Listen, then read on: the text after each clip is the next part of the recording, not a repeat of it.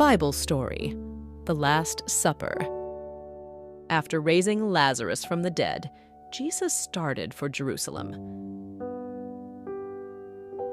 On his way, Jesus asked two of his disciples, "Bring me a donkey which is tied and has never been ridden.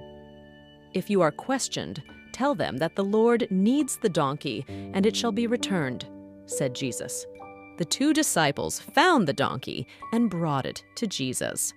Before Jesus could sit on the donkey's back, his disciples placed their coats on it to make it comfortable for him.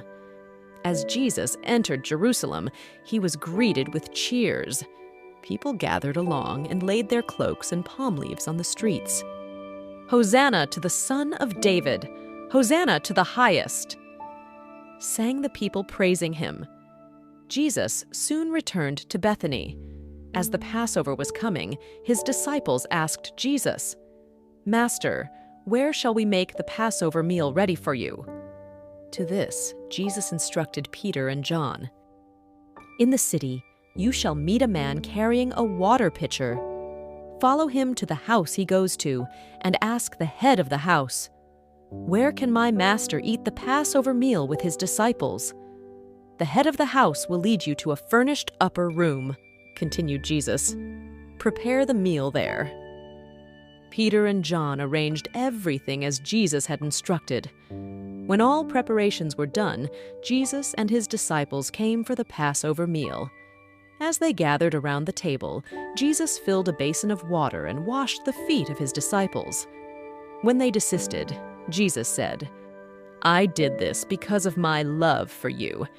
You all, too, should act similarly toward others." Then Jesus announced, "One of you will betray me."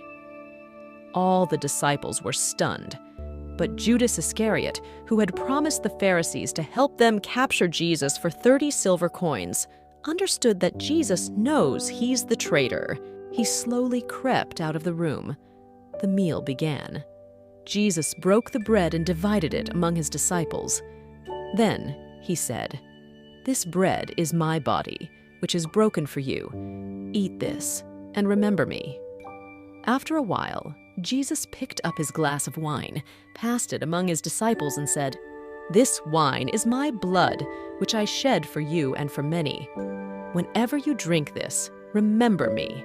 As the supper drew to a close, Jesus said, "Where I will go, you cannot follow me, but remember to love each other as I have loved each one of you." The disciples were filled with sorrow hearing this, but Jesus consoled them. He talked to them for a long time and prayed for them.